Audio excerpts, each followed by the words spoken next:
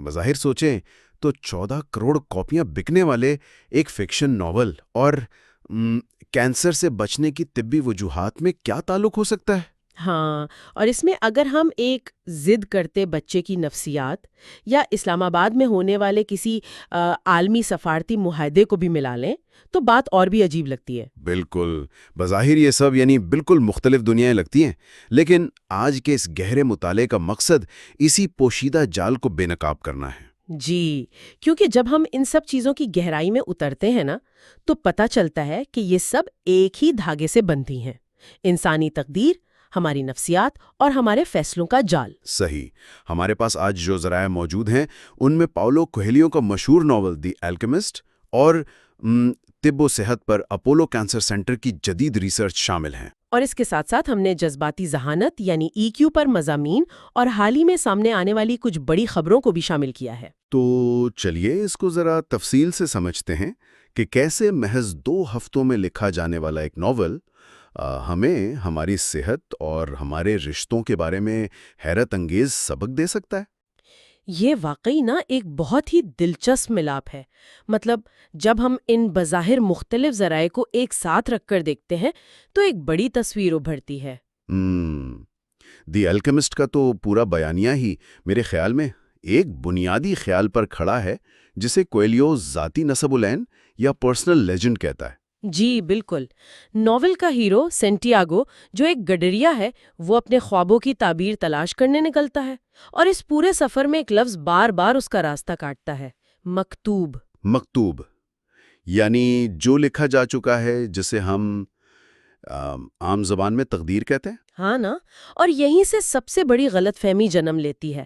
عموماً مکتوب کا تصور ذہن میں آتے ہی ہم یہ سوچنے لگتے ہیں کہ اگر سب کچھ پہلے سے طے ہے تو پھر کوشش کرنے کا کیا فائدہ؟ انسان ایک طرح کی بے بسی میں چلا جاتا ہے، لیکن آج کے ذرائع میں شامل جو میڈیکل ریسرچ ہے وہ اس فلسفے کو بالکل نئے زاویے سے پیش کرتی ہے۔ بالکل، یہاں جو بات حیران کن ہے نا وہ یہ ہے کہ ہم جسمانی بیماریوں، خاص طور پر کینسر جیسی بیماری کو بھی اکثر ایک اٹل تقدیر یا جنیاتی مجبوری سمجھ لیتے ہیں۔ ہاں، عام تاثر تو یہی ہے کہ اگر خاندان میں کینسر رہا ہے تو یہ ڈی این اے میں مکتوب ہے، اس سے بچا نہیں جا سکتا۔ لیکن اپولو کینسر سینٹر کولکاتہ کے ڈائریکٹر ڈاکٹر اندرا نیل گھوش کی ریسرچ اس جبر کے تصور کو سائنسی بنیادوں پر رد کرتی ہے۔ وہ بتاتے ہیں کہ کینسر کے کل کیسز میں سے صرف 5 سے 10% کا تعلق خاندانی جین سے ہوتا ہے۔ ارے واہ، صرف 5 سے 10%؟ یعنی باقی ماندہ 90 سے 95% کیسز جنیاتی نہیں ہیں؟ 100%! وہ 90 سے 95% کیسز براہ راست ہمارے لائف سٹائل، روزمرہ کی عادات اور ماحولیاتی عوامل سے جڑے ہیں۔ تو اس کا مطلب ہے کہ ہم جس چیز کو تقدیر سمجھ کر ہاتھ پر ہاتھ دھرے بیٹھے ہیں وہ دراصل کچھ اور ہے۔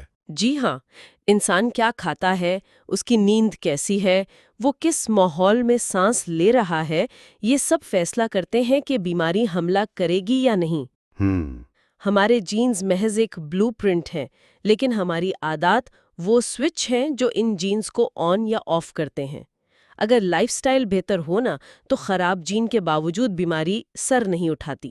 یہ تو بالکل ویسی ہی بات ہے جیسے کوئی کہے کہ کائنات آپ کی مدد تو کرنا چاہتی ہے لیکن وہ آپ کے حصے کی مشقت نہیں کرے گی۔ بالکل صحیح کہا۔ مطلب اگر کوئی صوفے پر بیٹھا رہے، فاسٹ فوڈ کھاتا رہے اور سوچے کہ کائنات اسے صحت مند رکھے گی کیونکہ اس کی تقدیر میں لمبی عمر ہے، تو یہ خام خیالی ہے۔ ہاں، یہ ایسا ہی ہے کہ سینٹیاگو اگر اپنی بھیڑوں کے ساتھ ہی بیٹھا رہتا اور کہتا کہ جب خزانہ میری تقدیر میں ہے تو خود چل کر آ جائے گا، تو وہ کبھی احرام مصر تک نہ پہنچ پاتا۔ یعنی تقدیر کوئی پتھر پہ لکیر نہیں ہے بلکہ ہماری روزمرہ کی عادات اسے تراشتی ہیں۔ بہترین تشبیہ ہے، اور اس مشقت کے دوران انسان کو اپنے ارد گرد موجود اشاروں کو سمجھنا پڑتا ہے۔ کویلو کے ناول میں اسے دنیا کی زبان یعنی لینگویج آف دا ورلڈ کہا گیا ہے۔ ہاں، دنیا کی زبان۔ سینٹیاگو صحرا کی ہوا، پرندوں کی پرواز اور لوگوں کے رویوں سے یہ زبان سیکھتا ہے۔ جی، اور اگر ہم اسے آج کی عملی نفسیات میں دیکھیں تو اس دنیا کی زبان کو ہم جذباتی ذہانت یعنی EQ کہتے ہیں۔ اب یہاں آ کر نا بات بڑی دلچسپ ہو جاتی ہے، کیونکہ جب ہم اپنے معاشروں کی بات کرتے ہیں تو ہمارے خاندانی اور سماجی رشتے انتہائی پیچیدہ ہوتے ہیں۔ بہت پیچیدہ، ایک بہت بڑا سماجی جال ہوتا ہے ہمارا۔ ہاں، دفتر کے ساتھیوں سے لے کر رشتہ داروں تک۔ تو ایسے ماحول میں نا ہمارے ذرائع بتاتے ہیں کہ EQ محض ایک اچھی خوبی نہیں ہے، بلکہ یہ مکمل طور پر ایک بقا کی مہارت یعنی سروائیول اسکل ہے۔ بالکل، یہ وہ صلاحیت ہے جو آپ کو بتاتی ہے کہ کب بولنا ہے اور کب چپ رہنا ہے۔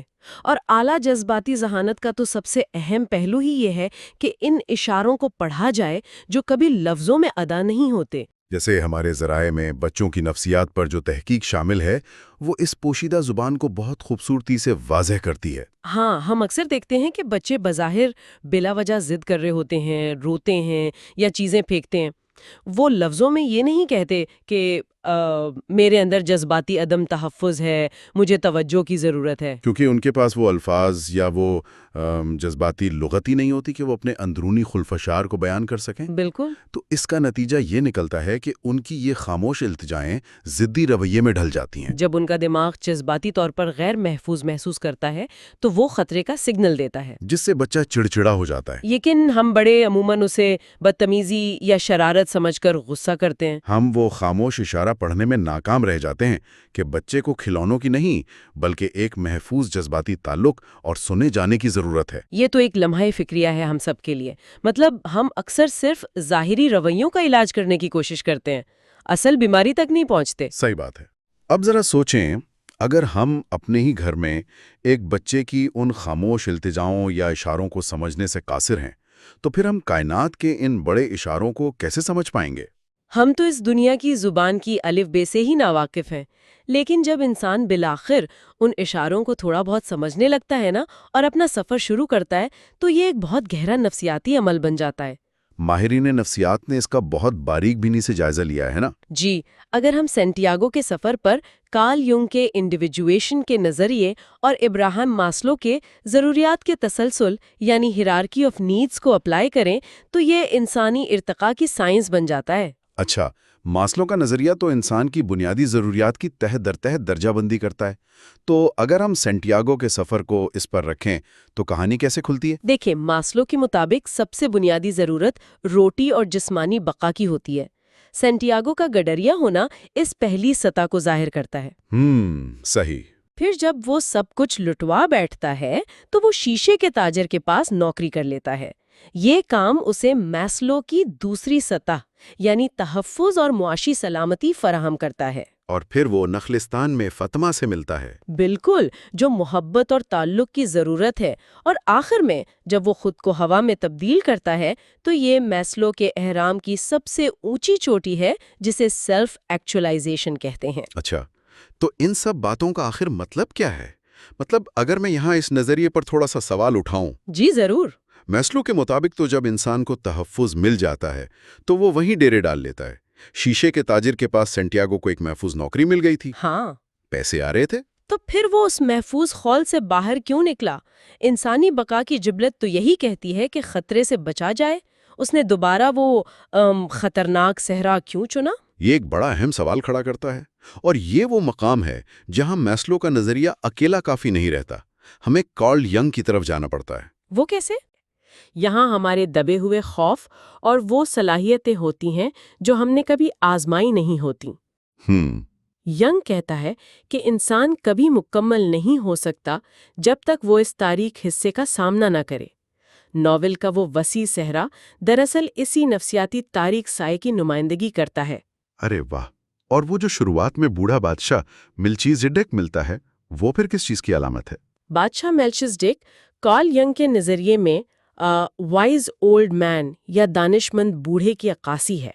اس کا کام اس آرام دہ اور محفوظ زندگی میں ایک خلل پیدا کرنا ہے۔ یعنی وہ ایک نفسیاتی محرک ہے جو انسان کو جھنجھوڑتا ہے کہ محض روٹی اور تحفظ پر سمجھوتا نہ کرو۔ بالکل۔ اگر سینٹیاگو اس دکان پر رک جاتا تو وہ جسمانی طور پر محفوظ تو رہتا، لیکن نفسیاتی طور پر وہ وہیں مر جاتا۔ خودشناسی کے لیے صحرا میں قدم رکھنا ناگزیر ہے۔ یہ بڑی گہری بات ہے کہ کبھی کبھی تحفظ ہی ہماری روح کی موت بن جاتا ہے، اور یہ جو نفسیاتی ارتقاء ہے، یہ دراصل روحانیت کی بھی بنیاد ہے۔ جی، ہمارے ذرائع بھی نشاندہی کرتے ہیں کہ پاولو کویلہو کے اس ناول کی جڑیں صوفیزم اور اسلامی روایات میں بہت گہری ہیں۔ ناول کا نام ہی کیمیا گر ہے، جس کا ظاہری مطلب تو ایک ایسا شخص ہے جو معمولی دھات کو سونے میں بدل دے، لیکن در حقیقت یہ روح کو کندن بنانے کا استعارہ ہے۔ اور اس کندن بننے کے عمل کے صوفی تصورات ناول میں قدم قدم پر نظر آتے ہیں۔ ایک بہت اہم صوفی تصور تخلیہ کا ہے۔ تخلیہ یعنی اپنے باطن کو تمام منفی خیالات اور دنیاوی آلائشوں سے بالکل خالی کر دینا۔ جی، یہ عمل ناول میں اس وقت نظر آتا ہے جب سینٹیاگو شیشے کے تاجر کی دکان میں ان برتنوں کو صاف کرتا ہے۔ یہ محض مزدوری نہیں ہے، یہ ایک میکینزم ہے۔ مطلب جب انسان کسی ایسے دہرائے جانے والے کام میں غرق ہوتا ہے تو شعوری دماغ خاموش ہو جاتا ہے اور لاشعور کو موقع ملتا ہے کہ وہ پرانے صدموں کو پروسیس کرے۔ 100%۔ یعنی وہ شیشے کے برتن صاف کرتے کرتے دراصل اپنے باطن پر جمی دھول صاف کر رہا تھا۔ اور جب ذہن کا برتن خالی ہو جاتا ہے تب باری آتی ہے تہلیہ کی، یعنی اب اس صاف ذہن کو مثبت سوچ سے بھرنا۔ بالکل۔ اور اس کے علاوہ ایک اور صوفی تصور رجا یعنی امید کا ہے۔ شیشے کے تاجر کی نفسیات اسی رجا کے گرد گھومتی ہے۔ اس کے پاس اتنا پیسہ آ جاتا ہے کہ وہ مکہ کا سفر کر سکے، لیکن وہ نہیں جاتا۔ جو کہ بظاہر بہت عجیب لگتا ہے۔ انسان ساری عمر ایک منزل کا خواب دیکھتا ہے اور جب وسائل آتے ہیں تو وہ قدم پیچھے ہٹا لیتا ہے۔ کیونکہ اسے خوف ہے کہ اگر اس نے وہ منزل پا لی تو اس کی زندگی میں پیچھے کیا بچے گا۔ وہ مکہ پہنچنے کی منزل سے زیادہ مکہ پہنچنے کی امید کے سہارے زندہ رہنا چاہتا ہے۔ یہ انسان کا ایک عجیب سا دفاعی نظام ہے کہ وہ کسی بڑی منزل کو دور رکھتا ہے تاکہ اس کے اندر جینے کی تڑپ مر نہ جائے۔ صحیح۔ اور اسی طرح اگر ہم محبت کے پہلو کو دیکھیں تو فاطمہ کا کردار بہت مرکزی ہے۔ صوفی روایات میں فاطمہ کیس کی لیلا کی طرح خدائی اور کائناتی محبت کا استعارہ ہے۔ جب سینٹیاگو اسے چھوڑ کر آگے جانا چاہتا ہے تو فاطمہ روتی نہیں، اسے زنجیریں نہیں پہناتی۔ وہ جانتی ہے کہ سچی محبت انسان کے ذاتی نسب العین کی راہ میں کبھی رکاوٹ نہیں بنتی۔ یہ روحانی محبت کا وہ اعلیٰ ترین درجہ ہے جہاں ملکیت کا تصور ختم ہو جاتا ہے۔ وہ صحرا کی بیٹی ہے اور وہ اپنے محبت کرنے والے کو صحرا کے سپرد کر دیتی ہے۔ کیا خوبصورت بات ہے۔ اب اگر ہم انفرادی نفسیات کے اس صحرا سے نکل کرنا دنیا کے اجتماعی صحرا پر نظر ڈالیں تو چیزیں بہت حیرت انگیز طور پر جڑتی ہیں۔ وہ کیسے؟ ناول میں سینٹیاگو نے صحرائی قبیلوں کی جنگیں اور وسائل پر قبضے کی کشمکش دیکھی۔ آج کی حقیقی دنیا بھی اسی قبائلی نفسیات پر چل رہی ہے، بس تلواروں کی جگہ معاہدوں نے لے لی ہے۔ ہاں بالکل۔ مثال کے طور پر آج کے ذرائع میں یہ اہم خبر شامل ہے کہ امریکی صدر ڈونلڈ ٹرمپ کی جانب سے ایک بیان آیا ہے کہ اگر ایران کے ساتھ تنازعات ختم کرنے کا کوئی سفارتی معاہدہ اسلام آباد میں طے پاتا ہے تو وہ پاکستان کا دورہ کر سکتے ہیں۔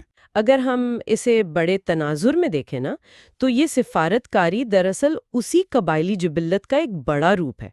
قومیں بھی اپنا ایک انکانشیس شیڈو اور بقا کی جبلت رکھتی ہیں۔ یعنی یہ بالکل ان صحرائی قبیلوں کی طرح ہیں جن کے درمیان طاقت اور امن کے توازن کی کوششیں جاری رہتی ہیں۔ جی، جس طرح ناول میں قبیلے نخلستان کے کنٹرول کے لیے توازن قائم کرتے ہیں، عالمی طاقتیں بھی سفارتی معاہدوں کے ذریعے یہی کوشش کرتی ہیں۔ یہ سب اسی بڑے صحرا کی کشمکش کا حصہ ہے۔ یہ تو ہو گیا بڑی سطح کا صحرا، لیکن ہماری ذاتی زندگیوں میں بھی ایک اور طرح کے صحرا اور سنگ میل موجود ہیں۔ جیسے کہ آج ہی کے ذرائع میں ذکر ہے کہ انڈیا میں یو پی بورڈ کے 10ویں اور 12ویں جماعت کے نتائج کا اعلان ہوا ہے، اور اس کا دباؤ اتنا شدید تھا کہ سرکاری ویب سائٹ کریش کر گئی۔ ارے واہ! اسی طرح کرناٹک کے SSLC کے نتیجے بھی آ گئے ہیں۔ لاکھوں طلبہ اس وقت ایک شدید ذہنی دباؤ اور خوف سے گزر رہے ہیں۔ یہ ایک زبردست مشاہدہ ہے۔ یہ طلباء اس وقت بلا شبہ ایک نفسیاتی صحرا کے درمیان کھڑے ہیں۔ سوال یہ پیدا ہوتا ہے کہ انسانی جسم ایک امتحان کے نتیجے پر بالکل ویسے ہی خوفزدہ کیوں ہوتا ہے جیسے کسی خونی درندے کا سامنا کر رہا ہو؟ کیونکہ ہمارے معاشرے نے ان امتحانات کو زندگی اور موت کی قبائلی جنگ بنا دیا ہے۔ بالکل، لیکن اگر ہم اسے دی الکیمسٹ کے فلسفے پر پرکھیں نا تو یہ نتائج ہرگز ان کی زندگی کا آخری فیصلہ یا منزل نہیں ہے۔ تو پھر یہ کیا ہے؟ محض ایک پڑاؤ؟ یہ امتحانات زندگی کے سفر میں محض ایک شگون یا اومن کی حیثیت رکھتے ہیں۔ یہ طلباء دراصل اپنے ذاتی نسب العین کے ابتدائی مرحلے میں ہیں۔ جس طرح سینٹیاگو کو کبھی دھوکہ ملا اور کبھی کامیابی ملی، یہ امتحانات بھی ویسے ہی تجربات ہیں۔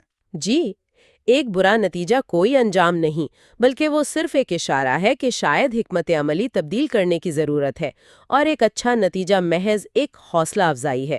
اصل خزانہ یہ مارک شیٹ نہیں ہے۔ تو اس پورے تفصیلی تجزیے کو اگر ہم سمیٹیں تو ہم نے کیا دیکھا؟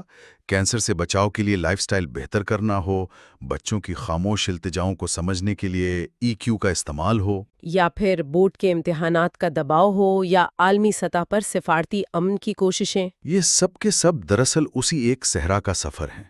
یہ تمام چیلنجز وہ آگ ہیں جس میں جل کر انسان کی روح کی کیمیا گری ہوتی ہے اور وہ کچی دھات سے کندن میں تبدیل ہوتا ہے۔ اور اس کا سب سے بڑا سبق ناول کے اختتام پر ملتا ہے، جب سینٹیاگو وہ خطرناک صحرا عبور کر کے اہرام مصر پہنچتا ہے تو اسے کیا معلوم ہوتا ہے؟ کیا معلوم ہوتا ہے؟ اسے پتہ چلتا ہے کہ جس خزانے کے لیے اس نے یہ ساری مشقت کی وہ تو اسی جگہ موجود تھا جہاں سے اس نے اپنا سفر شروع کیا تھا، اسی پرانے گرجا گھر کے کھنڈرات میں۔ جو اس بات پر مہر لگاتا ہے کہ اصل خزانہ وہ سونا اور جواہرات تھے ہی نہیں جو اسے آخر میں ملے۔